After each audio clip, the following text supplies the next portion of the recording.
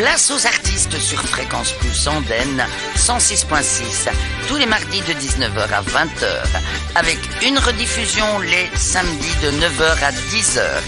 À la technique, Baudouin. Et au micro, Jeanny.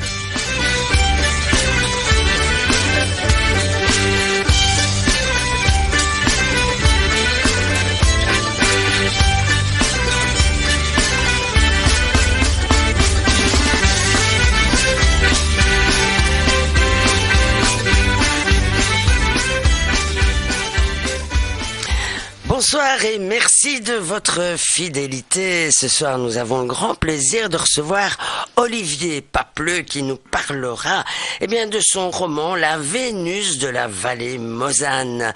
Mais avant tout, on va déjà vous souhaiter une très très bonne fête de Noël et nous écoutons Elvire Verderame, Noël dans le monde.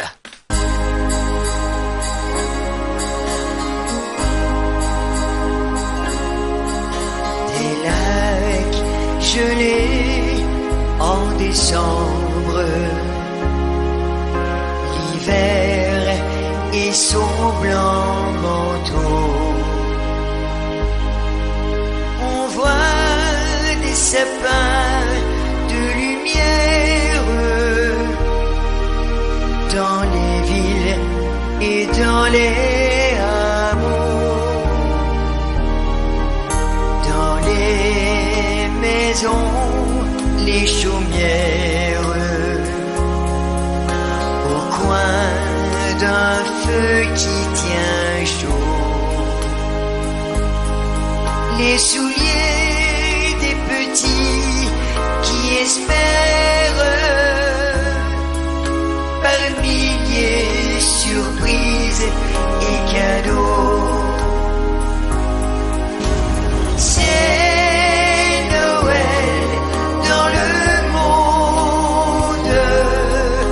C'est un jour sans pareil. C'est Noël dans le monde.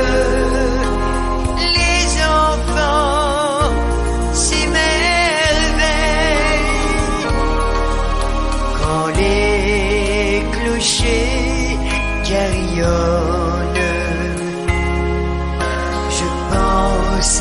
À ces pauvres gens meurtris et oubliés du monde, qui rêvent d'amour et de paix. C'est Noël dans le monde. C'est un jour plein d'espoir. C'est Noël dans le monde. Pour la vie, pour l'amour, pour la paix. Noël.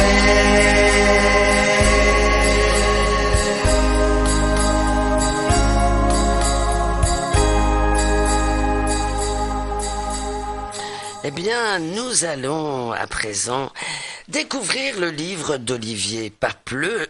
Et ça ne dit pas toujours que c'est un écrivain au départ, puisque monsieur est agrégé en mathématiques. Il est également co-rédacteur du dictionnaire officiel du Scrabble. Il se passionne depuis toujours pour les cycles de la vie, le génome humain et le passé préhistorique de sa région. Et La Vénus de la vallée Mosane est son 6e roman. Alors, tu n'as pas su choisir, Olivier, entre les maths, le français? Bonsoir, Jeanny. Non, j'ai jamais su choisir, en effet, entre toutes les branches que j'adore, la géographie, l'histoire, le français ou les mathématiques. Et c'est pour ça que chacun de mes romans traite d'un thème différent. Comme ça, je peux apprendre des tas de choses et me promener dans l'universalité que j'adore. Et alors, la lune compte énormément pour toi. Ah oui, dans ce roman, la lune compte énormément. D'ailleurs, elle prend une grande place sur la pochette. Hein, on en parlait tout à l'heure. Mais c'est parce qu'en fait, je mets en scène une femme qui tombe enceinte. Et la tradition dit qu'il faut 10 lunes avant d'accoucher. Et donc, comme c'est un petit peu un compte à rebours, parce qu'on a peur qu'elle perde la vie, le fait que les lunes et les croissants de lune avancent donnent un petit peu de tension à l'histoire. Oui, en fait, on a peur qu'elle perde la vie à l'accouchement parce qu'il y a des précédents avec mère, grand-mère, etc. D'où toutes tes recherches qui vont te mener dans des tas de grottes et en dehors de la Belgique aussi. Effectivement, donc dans l'histoire, au tout début de l'histoire, on découvre que 3 des ancêtres féminines de Ève, donc de l'héroïne, sont mortes en couche, et très vite, son mari et leur fils adoptif soupçonnent un gène néandertalien d'être à la cause de ces morts précédentes. Et donc, ils vont enquêter à travers les premiers sites néandertaliens de Belgique. Il y en a quelques-uns dans la vallée Moselle. Et puis, ils vont même partir après en Israël et en Roumanie et finir en France. Donc, c'est un petit périple en même temps, en effet. Oui, et on découvre qu'il y a des grottes là où moi je ne les connaissais pas, à vrai dire. Il y en a une qui est tout près d'ici, à Sclin, qui s'appelle la Skladina, et qui est une des plus célèbres en Belgique, puisqu'on a retrouvé toute la dentition d'une petite fille qui est née il y a 10 000 ans à peu près. Et on peut voir les vraies dents qu'on a trouvées dans le musée, justement, de Andenne, ici, que je suis allé visiter il y a quelques semaines. C'était passionnant. Et tu emmènes tes enfants visiter les grottes? Mes enfants sont un peu grands puisqu'ils sont mariés, et mes petits-enfants ont 1 an et 3 ans. Donc, ils s'intéressent pas encore. Un peu petit, là. J'irai pour le prochain roman. J'irai visiter avec eux, oui. Bon, prépare-les. Hein. Oui. Fais-leur lire le livre avant. Oui, voilà, oui. Oui, parce qu'en fait, dans le roman, d'ailleurs, Emmanuel est contaminé par ta passion de la préhistoire. C'est un enfant de 10 ans et effectivement il est assez avancé pour son âge, hein, comme il y a des enfants comme ça, et donc ça le passionne de chercher avec son père, et même le fait qu'il soit jeune et qu'il soit un enfant permet de simplifier un petit peu les recherches scientifiques qu'ils font, parce que la génétique est très compliquée. Oui, et lui en plus le couple est allé le chercher dans un orphelinat en Égypte. Oui. Et là, lui, à un moment donné, d'ailleurs, ne va pas s'intéresser au début, à tout refuse. ça. Au début, il refuse vraiment de suivre ses racines égyptiennes, parce que pour lui, ses parents, c'est André et Ève, c'est la Belgique et rien d'autre. Oui, en puis, effet. Les parents sont morts de façon tragique, donc oui, on l'apprend il faut assez vite. qu'il assume ça. Oui. Et puis après, il va apprendre qu'on l'a aussi abandonné. Il y a des gens qui auraient pu le garder là en Égypte, dans son pays, et donc il y a l'abandon. En plus, à supporter pour un enfant, c'est beaucoup. Hein. C'est un passage extrêmement émouvant, en effet. Oui. C'est quand il apprend que... Moi, au départ, il ne voulait pas, mais peut-être qu'il sentait pourquoi il ne voulait pas y aller. Et alors, quand il y est allé, il a vraiment du mal à digérer ce qu'il apprend là. C'est sûr. Et le thème de l'adoption est un thème... Moi-même, j'ai jamais adopté d'enfant, mais j'y ai pensé souvent. Et ce thème-là me touche beaucoup. Donc, je tenais à l'aborder dans ce roman aussi. Oui, beaucoup de choses sont abordées. On Oui, va c'est vrai. écouter une très jolie chanson. C'est Bruno Brel. Il est auteur, compositeur, interprète. Il écrit aussi des livres. Et c'est la Rivière Bambou que nous écoutons. Les arbres étaient encore verts et les oiseaux tout bleus. Elle priait pour son grand frère qui était amoureux. Elle priait pour son grand-père qui finissait boiteux. Et puisque Dieu est sévère, elle priait même pour Dieu. Et elle jetait des cailloux dans la rivière Bambou. Et elle jetait des cailloux dans la rivière Bambou. Elle avait juste 15 ans, des fleurs dans les cheveux. Elle épouserait au printemps un homme déjà bien vieux, qui lui ferait des enfants beaucoup plus qu'elle n'en veut. Mais ce que disent les parents, c'est ce que veut le bon Dieu. Alors elle jette des cailloux dans la rivière Bambou. Alors elle jette des cailloux dans la rivière Bambou. Comme elle s'ennuyait un peu dans son village tranquille, souvent fermant les yeux, elle rêvait de la ville. On devait y vivre heureux sans plus piler le mille. Et pour rencontrer le bon Dieu, ce serait plus facile. Quand jetant tous ces cailloux dans la rivière Bambou, quand jetant tous ces cailloux dans la rivière Bambou, un jour des hommes sont venus avec de grands fusils. Ils ont tué la tribu et sa maman aussi. Elle a fui dans la forêt, des larmes plein les yeux, sans comprendre pour de vrai ce que voulait le bon Dieu.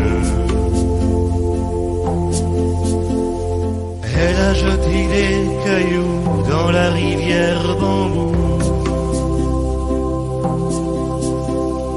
Elle a jeté des cailloux dans la rivière Bambou. D'autres hommes, d'autres fusils, des chapeaux de fer bleu ont enterré sa famille, mis le village en feu. On t'emmène à Kigali, là-bas tu seras mieux. Au milieu des matitis, elle a regardé le bon Dieu. Et jeté un dernier caillou dans la rivière Bambou. Et jeté un dernier caillou dans la rivière Bambou.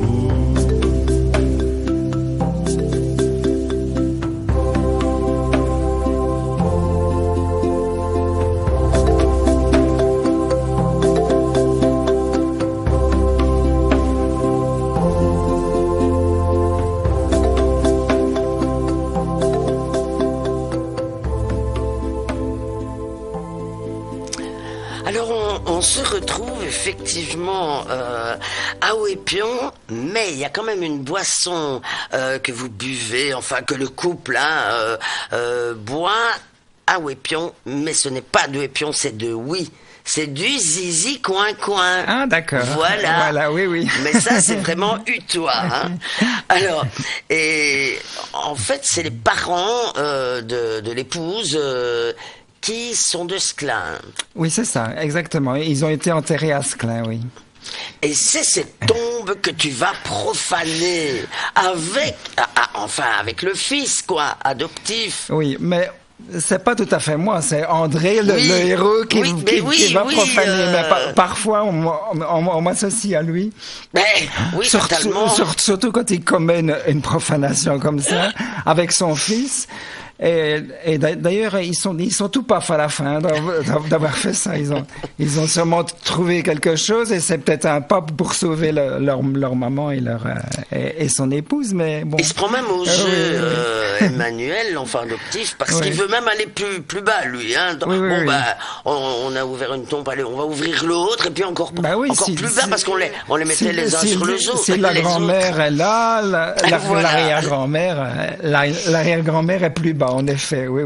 Et cette famille Nittelet, elle existe vraiment, ça? Ah ben ça, c'est un petit clin d'œil, comme je disais tout à l'heure, que l'auteur aime bien mettre. Marguerite Nittelet, c'est ma grand-mère, tout simplement. Voilà. Je lui ai fait un petit clin d'œil. J'espère que dans sa tombe, elle n'est pas trop choquée que j'ai profané sa tombe. Voilà. Alors, tiens, pourquoi vouloir, ça c'est très beau d'ailleurs, pourquoi vouloir décrocher la lune quand on a les étoiles? Une très belle phrase d'Étienne Dao. Oui. Et tu parlais énormément de la lune d'ailleurs à chaque chapitre différent. C'est la lune qui avance, quoi. Oui, c'est ça, un quartier suivant, en effet, oui. Et dans ta vie de tous les jours, ça compte beaucoup, ça? Ah, j'ai toujours été fasciné par la lune, en effet. Ça m'arrive souvent en voiture, quand je reviens du travail, quand il y a une belle lune comme ça, je m'arrête et je la regarde et je suis fasciné et heureux en même temps. Donc, oui. Tu n'as pas le caractère qui change quand c'est la pleine lune? Non. En tout cas, j'aime bien être libre de tout, donc je ne veux pas y croire. Voilà. Non, parce que j'ai déjà entendu dire ça. La pleine lune, il y a des gens qui dorment pas bien, mon etc. épouse est très très influencée par le changement horaire, par la lune. Enfin, elle y croit très très fort, mais moi je préfère ne pas y croire. Mais maintenant, c'est pas parce que je n'y crois pas que ça n'existe pas. Hein. On ne sait jamais. Hein, et c'est tout ce cycle lunaire complet donc qui est présent dans ce livre, dans ce roman. Et donc vous allez aussi vous balader un peu partout et beaucoup de questions aussi sur la maladie génétique dans la famille d'Ève et qui concerne justement le danger d'une grossesse. Et ça, c'est ça qui va vous mener en fait à des tas de recherches pour éviter que ça n'arrive. Puisque à un moment donné, elle va accoucher très et c'est là, elle est oui. vraiment en danger. C'est une double recherche, c'est une recherche dans le temps extrêmement lointain, 10 000 ans et plus, et en même temps c'est une recherche dans l'infiniment petit que tout le monde porte en lui.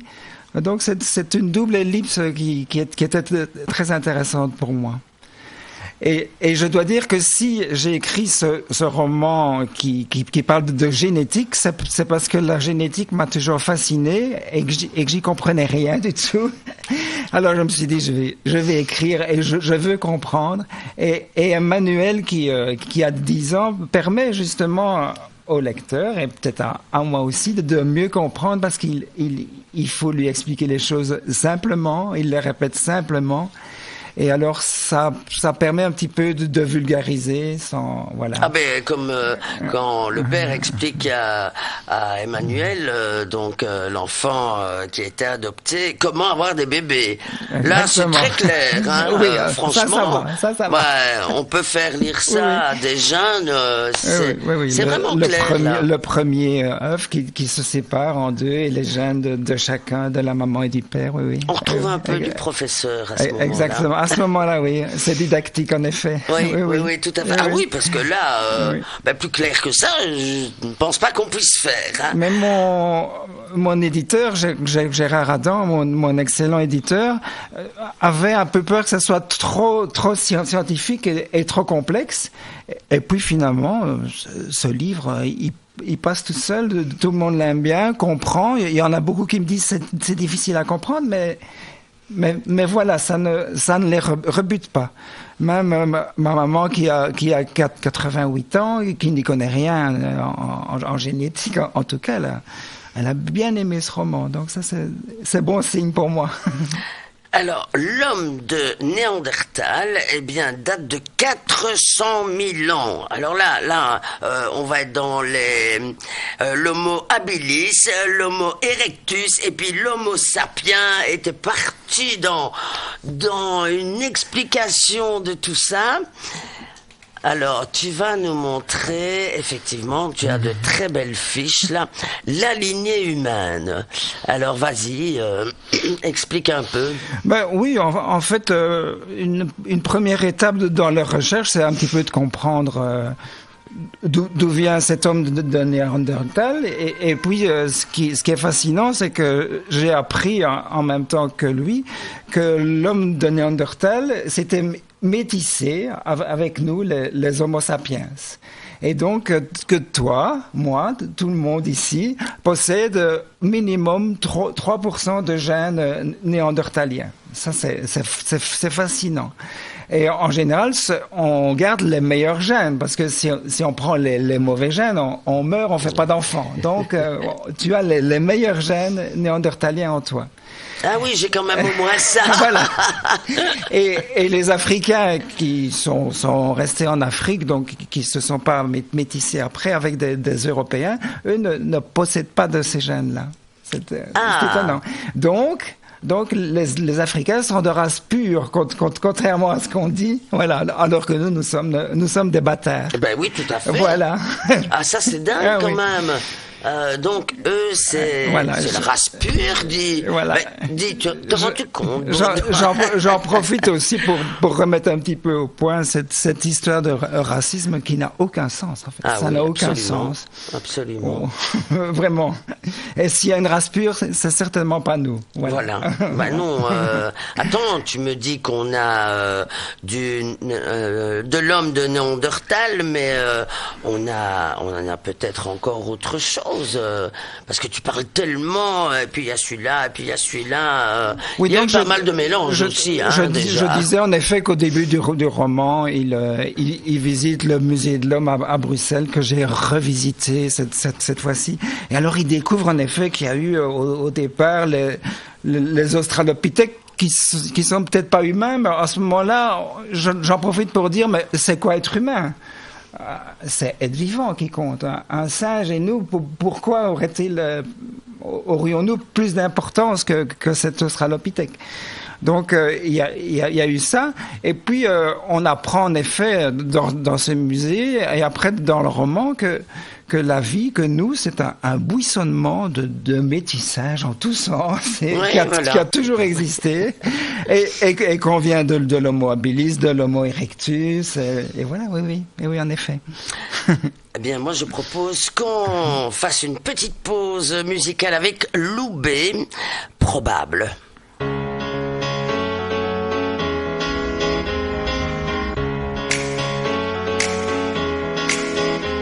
Probable que sans guide et sans compas, sans lumière je retourne sur mes pas. Probable que le succès me boude, que je ne sois pas dans le mood. Probable qu'au final au cadrage on me retrouve pas sur l'image. Probable que je ne sois pas une star, qu'on ignore la magie de mon art. Probable que dans la foule des artistes on ne repère que mon côté autiste, que sur les feux de la rampe les places ne soient réservées qu'aux plus coriaces. Probable que ma musique et mes mots, mes maquettes et mes démos restent à jamais dans un tiroir, que je m'isole dans ma tour d'ivoire.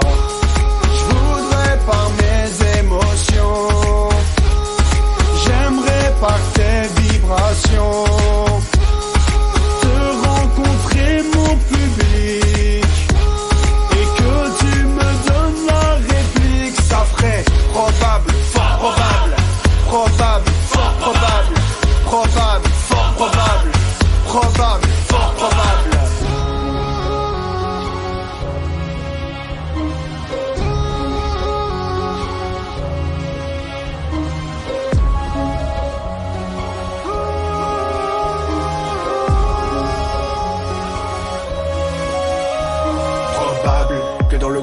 soir de mes idées sombres et noires. Probable que mes mots crèvent l'abcès, se répandent, effacent mon succès. Probable que ma musique à ton oreille des émotions en toi réveille. Probable que mes notes fassent mouche, que mes accords maladroits te touchent. Probable qu'il n'y a pas besoin de mots obscènes pour pouvoir exister sur la scène. Probable que ça sert à rien de faire la caïra pour retourner la caméra. Probable que mon ciel soit plein d'étoiles quand je tends ces mots sur la toile. Probable que je signe pour un label, les yeux fermés, mes yeux rebelles. Je voudrais par mes émotions, j'aimerais par tes vibrations te rencontrer mon public et que tu me donnes la réplique. Ça ferait probable, fort probable, probable, fort probable, probable, fort probable, probable, fort probable, probable, fort probable, probable, fort probable, probable, fort probable, probable, fort probable. Certain que j'ai de l'énergie à partager, que tu sois jeune ou bien âgé. Certain que j'ai envie de te faire vibrer. La passion, ma musique avec toi célébrer. Alors, Emmanuel, eh bien, c'est assez marrant, moi ça m'a amusé beaucoup. Il est puni pendant le cours sur la préhistoire. Alors là, dis-nous un petit peu, mais pourquoi est-il puni alors qu'apparemment, il est déjà passionné? Moi, justement, parce que le cours est donné par un professeur assez âgé qui présente... comme avant, on présentait, comme toi, tu l'as connu, l'homme de Néandertal, comme une grosse brute poilue, voilà, qui tient sa femme par les cheveux.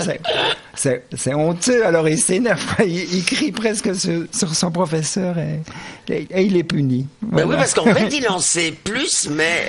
Il en sait plus, il est plus en avance sur son temps, en effet, sur la science que son professeur. Il n'entre pas dans les détails. Et voilà. À la fin, quand même, le prof lui donne une belle punition et lui dit, eh bien, présente-le, cet homme de Néandertal. Voilà. Tout à fait. Donc voilà, le prof n'est pas si coincé que ça. Oui, et en plus, le père va marcher dans cette punition. Oui, un peu trop même. Hein. Il en fait un peu trop. Il lui fait une dissertation avec des mots compliqués.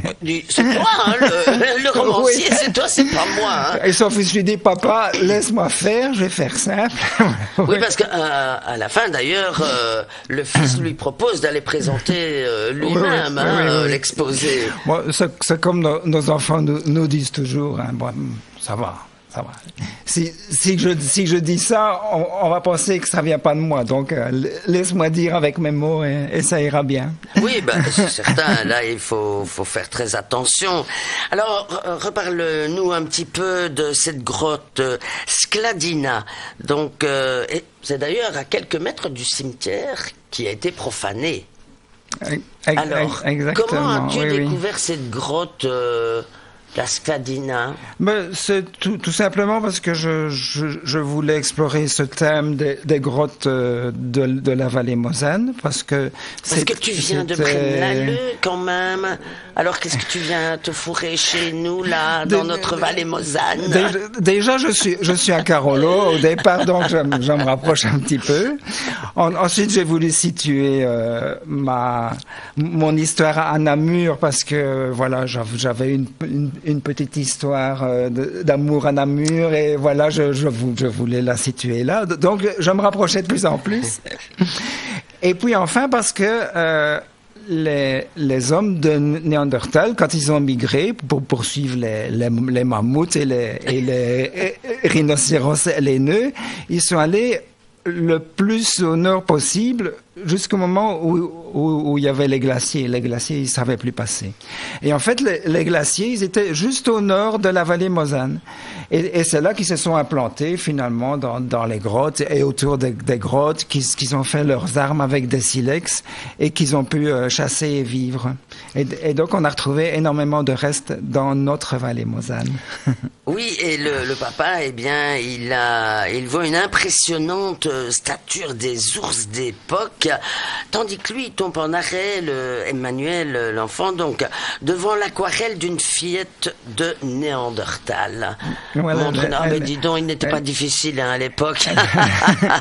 Elle est un peu là. Oui, c'est ça. Et alors, son père se moque de lui parce qu'il dit, ah, t'es amoureux, t'es amoureux. Bon. Et en effet, là, cet enfant est fasciné par une fille qui a son âge et qui a vécu peut-être il y a 10 000 ans ou il y a 12 000 ans. C'est fascinant.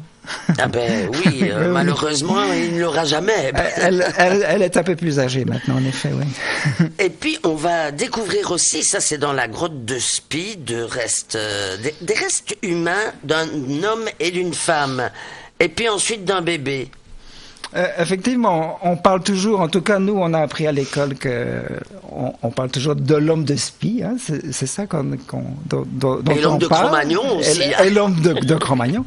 Mais en fait, on a trouvé à Spie aussi des restes d'une femme et d'un enfant, oui. Et Spie, dans l'histoire de la paléolithique, est passionnant parce que on avait trouvé un reste qui n'appartenait pas aux sapiens dans la vallée de Néandertal en Allemagne. Et Spie a confirmé, si tu veux, cet aspect-là, et a confirmé le fait qu'il y avait eu une autre espèce chez nous. Eh bien, on va s'écouter la danse du serrurier. Il n'y avait pas besoin de serrurier à cette époque-là. Hein. Les grottes étaient ouvertes à tout le monde. Voilà, on pouvait entrer dans la grotte. Aux ours aussi. C'est le groupe Folk Ambiance que nous écoutons.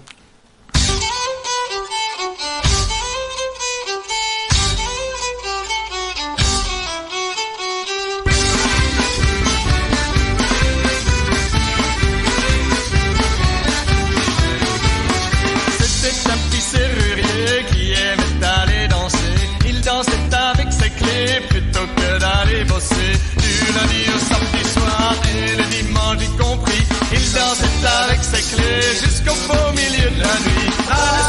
Bras dessous, lève les pieds et les genoux, bras dessous, chantez dans jusqu'au petit jour.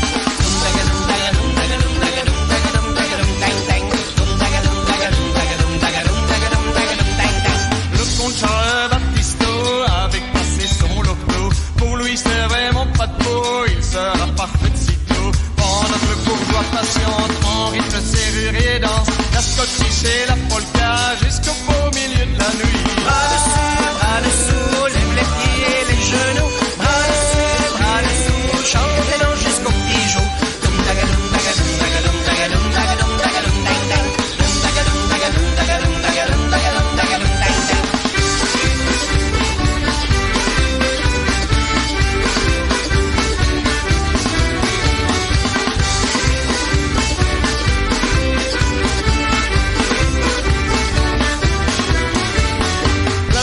La pauvre Gertrude qui avait pété sa serrure, dû attendre des heures en rue, en râlant vers le pied de grue. Pendant qu'elle se fait contenance, l'artisan lui se balance au son de son gros trousseau jusqu'au beau milieu de la nuit.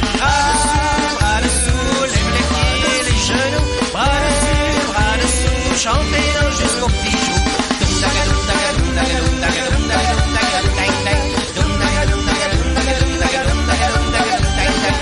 C'était un petit serrurier qui aimait aller danser. Il dansait avec ses clés plutôt que d'aller bosser. Du lundi au samedi soir et le dimanche y compris, il dansait avec ses clés jusqu'au beau milieu de la nuit. Bras dessous, lève les pieds et les genoux, bras dessous, chantez dans jusqu'au petit jour.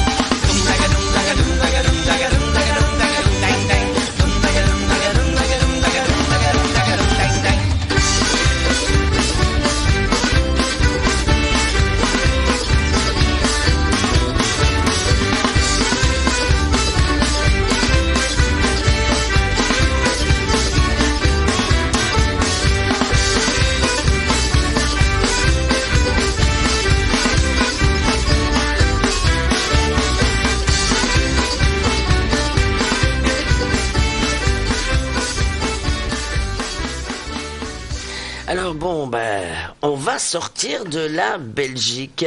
On va même aller jusqu'en Égypte. Eh bien, pour essayer de retrouver des gènes, des ADN d'Emmanuel, puisqu'il provient de là. Et ce qui n'intéresse pas vraiment au début, et puis il va se prendre au jeu aussi du père. Alors, c'est des vacances pour vous là-bas. Mais au départ, c'est 2 semaines, et puis ça dure beaucoup plus. Et puis ça dure un peu trop On longtemps. abandonne une femme enceinte c'est quand ça, même. Quoi. Oui, c'est vrai. C'est vrai, vraiment. Il y a certains relecteurs qui m'ont dit là, t'exagères. Hein. Tu vas encore prolonger ces vacances entre guillemets pour la bonne cause entre guillemets, mais effectivement, quand ils rallongent en France. Dans les ESI qui se rallongent une semaine et en plus qui s'entendent bien avec la scientifique du coin, là le lecteur est un petit peu choqué quand même, c'est vrai. Mais bon, c'est la vie. Hein, ça m'a pas choqué, c'est vrai, c'est la vie, exactement. Oui. Mais pour finir, vous allez retrouver eh bien, un certain Bernard aussi. Et là, qui n'est pas toujours apprécié. Ah, Bernard, je l'ai mis en scène parce que justement, il représente pour moi ce sapiens un petit peu primaire, raciste, très gentil, hein, parce que bon, c'est un ami d'enfance, et puis il deviendra l'ami de sa femme aussi, mais voilà. Bernard, je l'ai mis en scène exprès un petit peu pour parler de ce racisme et pour dire clairement et froidement ce qu'ils pensent sur ça. Oui, en effet. Ils s'engueulent hein, à un moment donné. Ah ben oui, tout Oui. à fait. Et c'est là d'ailleurs que Emmanuel va découvrir certaines choses, dont son abandon.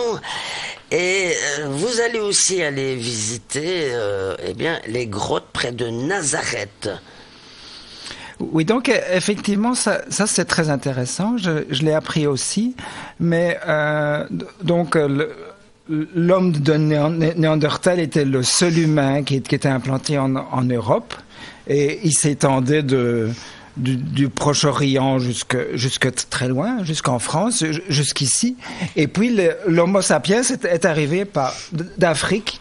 Et est passé par là justement, et on a retrouvé en Israël, donc exactement à Mout et Taboun, des preuves de métissage. Donc vraiment, on a trouvé des restes d'humains qui descendaient d'un couple entre une sapiens et un néandertalien, ou le contraire. Voilà. Ou le contraire, enfin, il y a eu mélange oui, déjà à ce moment-là, quoi. Et en fait, les sapiens ne sont pas directement rentrés en Europe. Ils se sont bien plu là-bas. C'est une belle région. Il y a des oliviers, des figuiers, il y a la mer. Et donc, ils ont bien eu le temps de se mélanger avec la population en place. Et c'est après quelques peut-être 1000 ans ou 10 000 ans qu'ils ont pu migrer en Europe avec les bons gènes néandertaliens justement qui leur permettaient de résister au froid, d'avoir une plus grosse pilosité ou de résister à des maladies qu'ils ne connaissaient pas en Afrique. Eh bien, on va s'écouter une petite chanson. Moi, j'adore, évidemment. C'est Jean-Luc Pierret et c'est Les petits pompiers de la vie.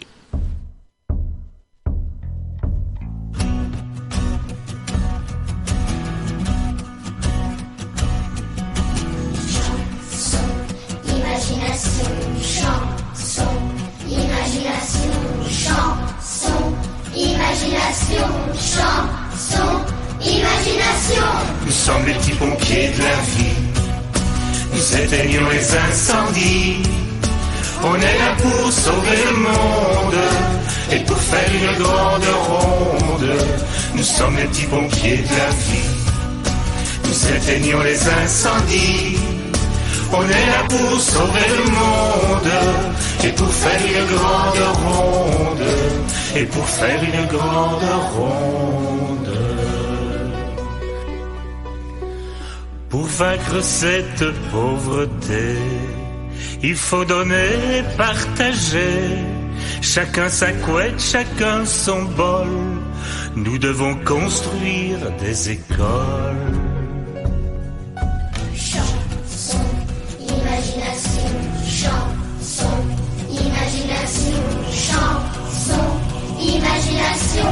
chanson, imagination. Nous sommes les petits pompiers de la vie. Nous éteignons les incendies. On est là pour sauver le monde et pour faire une grande ronde. Nous sommes les petits pompiers de la vie. Nous éteignons les incendies. On est là pour sauver le monde et pour faire une grande ronde. Et pour faire une grande ronde. Pour combattre toutes les guerres, ensemble cultivons la terre. Et pour que vole la colombe, il faut enfin détruire les bombes. Chanson, imagination, chanson, imagination, chanson, imagination, chanson, imagination. Nous sommes les petits pompiers de la vie. Nous éteignons les incendies. On est là pour sauver le monde et pour faire une grande ronde. Nous sommes les petits pompiers de la vie. Nous éteignons les incendies. On est là pour sauver le monde et pour faire une grande ronde. Et pour faire une grande ronde. Pour éviter la pollution, nous cherchons tous des solutions. Et tout en marchant dans les villes, rêvons de vivre sur une île. Chanson, imagination, chanson, imagination, chanson, imagination, chanson, imagination. Nous sommes les petits pompiers de la vie. Nous éteignons les incendies. On est là pour sauver le monde et pour faire une grande ronde. Nous sommes les petits pompiers de la vie. Nous éteignons les incendies. On est là pour sauver le monde et pour faire une grande ronde. Nous sommes les petits pompiers de la vie. Nous éteignons les incendies. On est là pour sauver le monde et pour faire une grande ronde. Et pour faire une grande ronde. Chanson, imagination, chanson, imagination, chanson, imagination, chanson, imagination. Et voilà, moi je vais demander un petit peu si ce livre, La Vénus de la Vallée Mosane d'Olivier Papleux, un roman, est-ce qu'on peut le trouver dans toutes les bonnes librairies ? Oui, bien sûr. Il est bien distribué, sans problème. Il est édité chez une grande maison d'édition bruxelloise, Méo, et donc on peut le trouver et le commander dans toutes les librairies et en France aussi, oui. Donc voilà un beau cadeau pour Noël, Nouvel An. Parfois on ne sait pas quoi offrir. C'est l'occasion, en effet. C'est une occasion. Et puis lire, il faut se remettre à lire des livres et pas tout le temps être braqué sur les PC, ça abîme les yeux d'ailleurs. Voilà, alors on peut dire que c'est Ève donc qui découvre que ses 3 aïeuls directs sont morts en couche. Le compte à rebours est enclenché, soupçonnant une maladie portée par un gène d'origine néandertalienne. Son mari et leur fils adoptif ont 10 lunes pour sauver la femme et la maman de leur vie. C'est une enquête génético-paléolithique nous menant de Namur au Moyen-Orient, passant par les Balkans et la Dordogne. La Vénus de la Vallée Mosane interroge les origines et l'évolution de l'humanité. Alors après Israël, il y a la Roumanie. Alors il y a aussi des grottes là-bas. Pour finir, il y a des grottes partout avec Olivier. Mais la Roumanie, c'est très important pour eux parce que le scientifique qu'ils rencontrent en Israël leur dit qu'on a découvert aussi un métis, donc un enfant de Sapiens et néandertalien en Roumanie.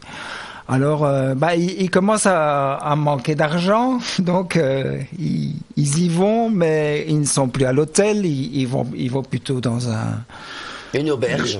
Une auberge où ils voient des cafards la nuit. C'est pas très très ragoûtant. J'en ai profité pour raconter une petite aventure que j'avais vécue du même genre d'ailleurs. Et après ils vont camper et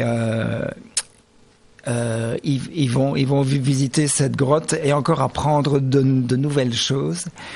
Et au moment où il était question qu'ils reviennent pour rejoindre Ève, quand même, dont l'accouchement avance, et puis il y a Bernard qui devient copain avec Ève, ça énerve un petit peu Marie, donc à ce moment-là, ils décident de pas revenir, mais d'aller plutôt au coin très très célèbre en France des Hésies et de l'homme de Cro-Magnon, qui lui est sapiens. Il n'y a pas eu d'homo néandertalien là-bas. Et puis il y a la rencontre aussi avec un chaman. Et effectivement, sur place, c'est un petit peu le côté surnaturel, mais c'est le seul moment du livre où ils vont trouver une piste grâce à un chaman.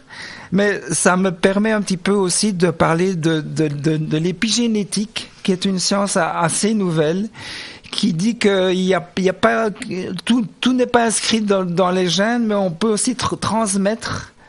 Par exemple, si on a un père alcoolique, ça peut se transmettre à son enfant sans que ça transmette par les gènes, mais par certaines circonstances de vie. Et donc, ça me permet d'aborder ça.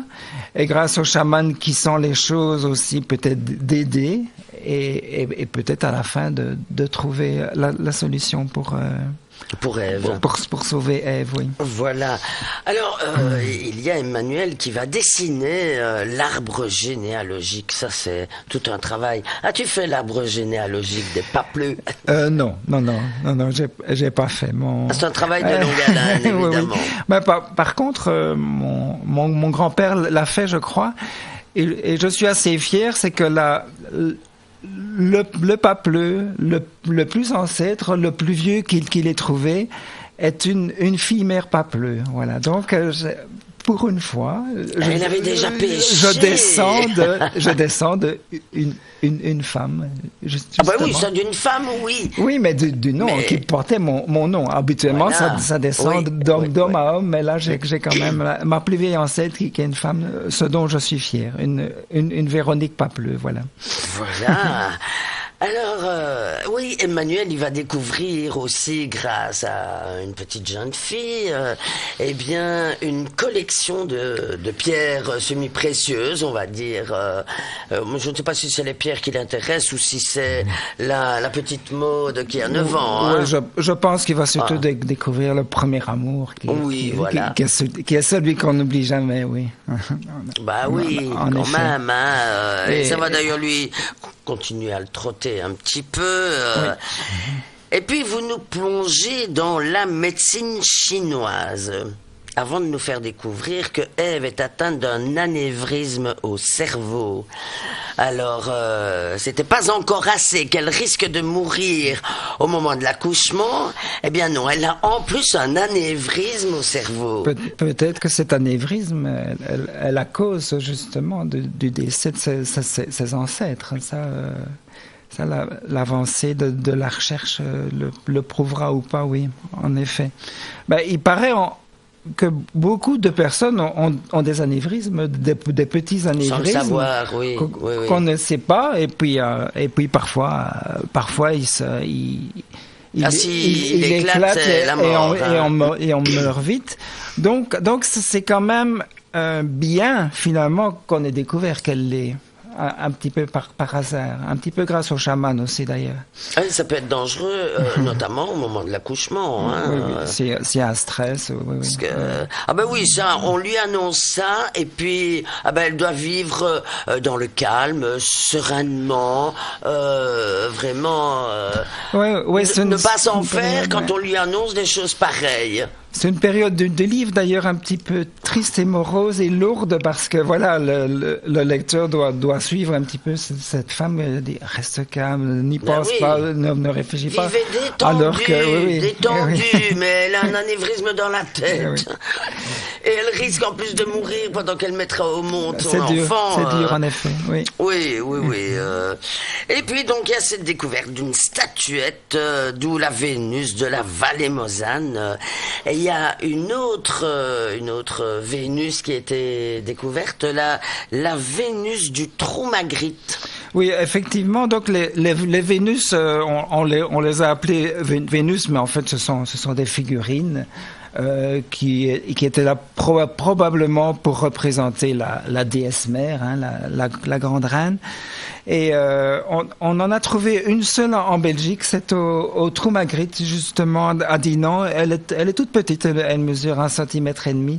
Donc elle n'est pas aussi belle que sur la couverture. Celle de la couverture a été découverte en Sibérie et se trouve maintenant au musée de Saint-Pétersbourg, qu'on ne peut pas visiter, malheureusement, à cause de la guerre. Eh oui. C'est quand même énormément de recherches, hein, quand même. Ah oui, et alors, il y a la découverte de l'ADN de la phalange trouvée à Goyet. Et donc, c'est comme ça qu'on se rend compte que c'est une femme de 37 000 ans et une métisse de nouveau. Et une métisse de nouveau. Donc ça, c'est l'histoire. Donc là, c'est peut-être la seule chose inventée. J'ai découvert, en tout cas André et son fils ont découvert qu'il y avait une métisse en Belgique aussi. Donc qui descendait directement de Sapiens et de Néandertaliens. Est-ce qu'on peut réellement trouver l'ADN de la phalange d'une femme 37 000 ans après? La science a évolué ces dernières années, mais c'est tout récent. Hein. C'est grâce au prix Nobel qui travaille à Leipzig. Je ne sais plus, c'est pas beau, je crois, je connais plus son nom exactement. Et il y travaille et j'ai lu en effet tout son livre qui est extrêmement complexe pour savoir reconstruire l'ADN à partir de quelques fragments qu'on a trouvés il y a 37 000 ans, parce que cet ADN peut être pollué par des insectes, par autre chose, par celui qui le touche, donc c'est extrêmement fragile en effet. Eh bien, on parlait racisme tout à l'heure. Eh bien, qu'on soit de n'importe quelle couleur de peau, la couleur des larmes, c'est la même pour tout le monde. Et c'est une chanson de Frédéric Lamory.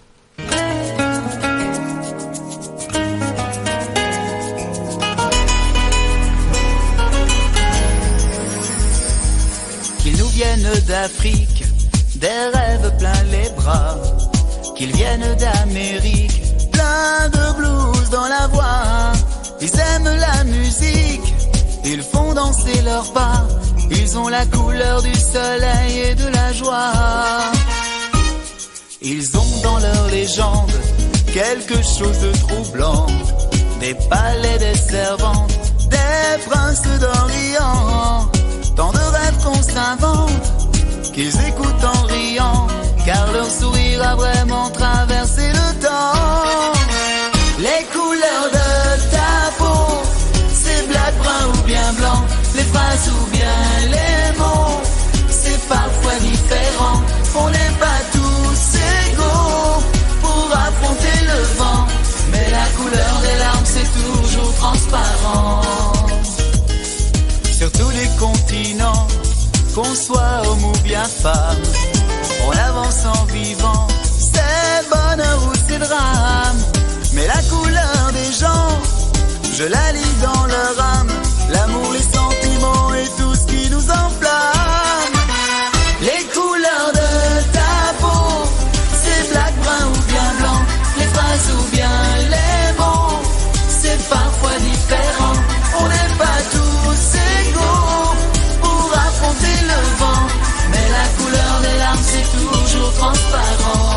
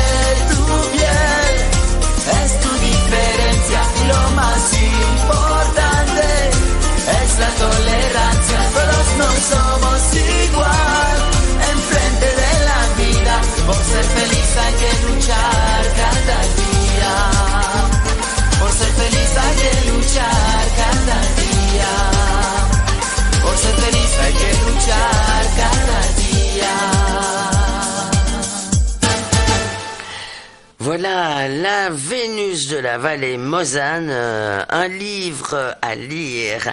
C'est Olivier Papleux qui en est l'auteur. C'est un roman et on peut le trouver facilement dans toutes les librairies.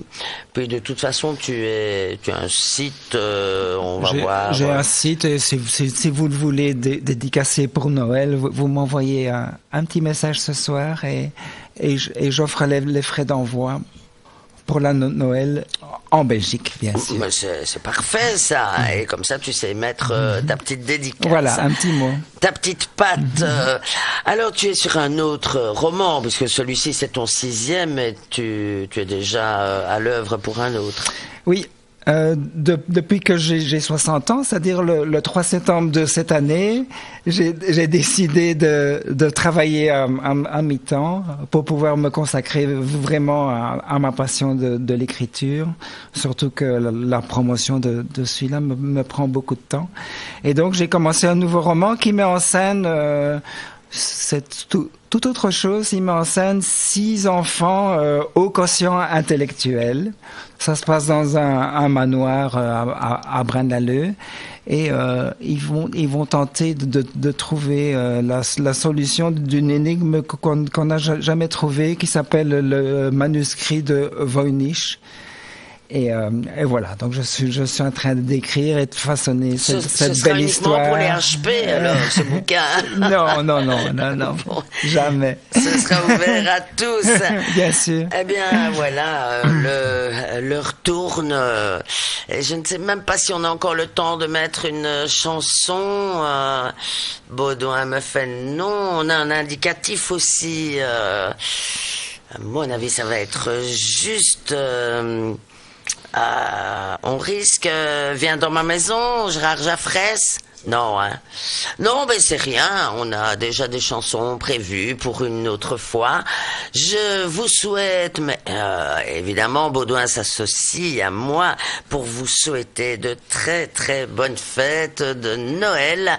Mais on se retrouvera le 26. Nous, on prend pas congé. Non. On fera Noël ici, hein. Voilà. Merci Olivier d'être venu. Un grand merci Janine. Un grand merci Baudouin aussi. Pour votre accueil. Alors. À bientôt.